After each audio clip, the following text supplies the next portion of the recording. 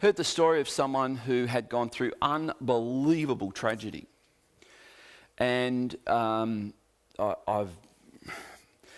asked them, how did you cope? How, you know, and they told me, look, there were people who just, they were frustrating. They said this and it just didn't help. But there was one person, they said, one person who came at this time when they were going through their darkest hour. And they came, they knocked at the door, they didn't say anything. They said, I'm just going to go and put the kettle on.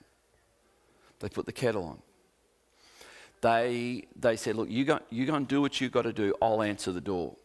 Because people were coming, well-meaning people coming. And this couple who had experienced tremendous tragedy said, this friend just came and just would just put the kettle on, make a cup of tea, and whenever the doorbell rang, they answered the door.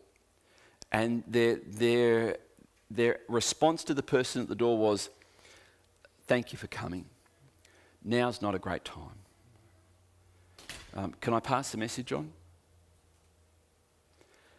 And as I spoke to my friend who had gone through what I hope none of us ever go through, he said, looking back, that was the most loving, kindest thing anyone ever did for us at that time. And I'm saying that to us, that sometimes we say things like this, if there's anything I can do. Can I suggest don't say that? Demonstrate it.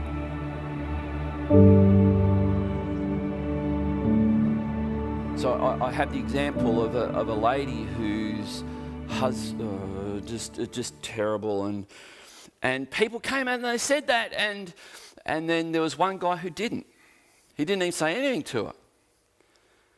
And a couple of days later, she heard banging and clanging on her roof. And she think, what the heck? She came out and there's a ladder. And there's this guy on her roof cleaning out her gutters.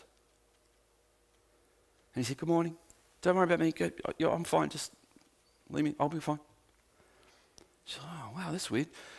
Then the next day came and there's a lawnmower going in her front yard. Now, they don't normally start by themselves. And there's this guy mowing her lawns. And this went on like every second or third day. He saw a need and he met it. And I hope that we can do that too. And I know that a lot of that already goes on here.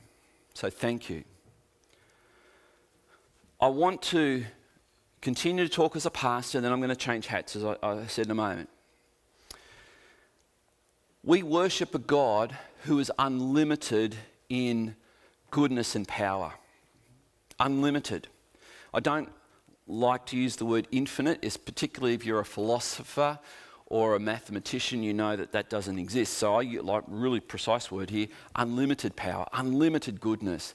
And this God, because of his unlimited goodness and unlimited power, you would think he would have the power, and he'd certainly be good enough to stop evil from affecting each one of us. So this is the question that we often ask: how then could these things that challenge our view of God,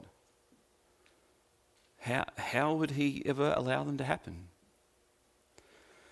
And it's made worse, I think, when the cause of the evil thing that's happened is completely outside of our control. Nothing we did. There's nothing we could have done to prevent it. There's nothing we did to cause it. There's nothing we could have done to stop it.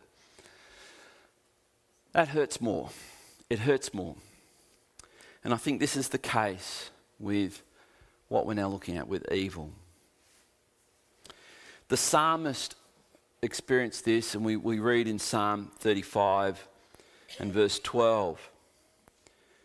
They repay me evil for good, and my soul is bereft. Other translations have my soul is just emptied as a result. Okay. So I'm pointing this out to make the point that good people experience bad things.